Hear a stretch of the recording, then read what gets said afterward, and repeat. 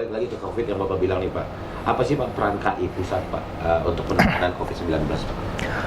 Dari awal ya, dari tahun 2020 bulan Maret, akhir Februari bulan Maret kan awal-awalnya COVID melanda Indonesia.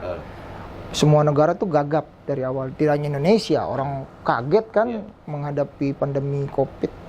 Nah, waktu itu kita mengeluarkan pernyataan press release resmi kelembagaan dari Komisi Informasi Pusat. Tujuannya itu untuk dijadikan rujukan panduan dalam mengelola informasi publik terkait pandemi COVID. Lalu itu konkret ya, kita sebarin kemana-mana. Lalu berikutnya kita mengeluarkan surat edaran kepada badan publik juga. Yang di daerah-daerah itu Pak? Enggak, kita pusat kepada seluruh Indonesia. Kepada badan publik. Tujuannya sama untuk memberikan rujukan panduan terkait informasi publik pandemi COVID. Itu dua. Yang ketiga kita sidang, kan ada sidang tadi tuh. Sidang kan biasanya tetap muka tuh, banyak orang. Karena pandemi COVID kan nggak boleh, kita bikin virtual dengan surat edaran. Itu pun untuk bisa bikin surat edaran, kita berguru dulu kepada Mahkamah Konstitusi, Mahkamah Agung. Datangin pakar, boleh nggak virtual sidang gitu. Karena kan putusan kita berkekuatan hukum. Nah, jadi konkret kita menghadapi kondisi pandemi COVID. Kenapa?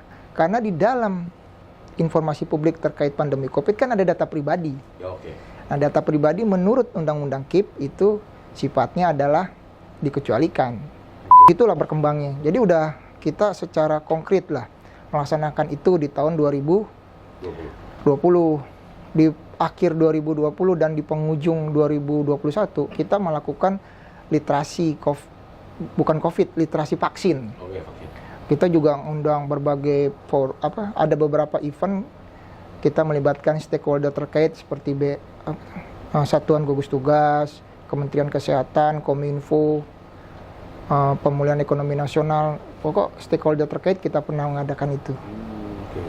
Jadi apa yang kita lakukan sebagai suatu lembaga resmi negara konkret dalam memberikan literasi kepada publik, tidak hanya masalah pandemi COVID tetapi vaksin juga.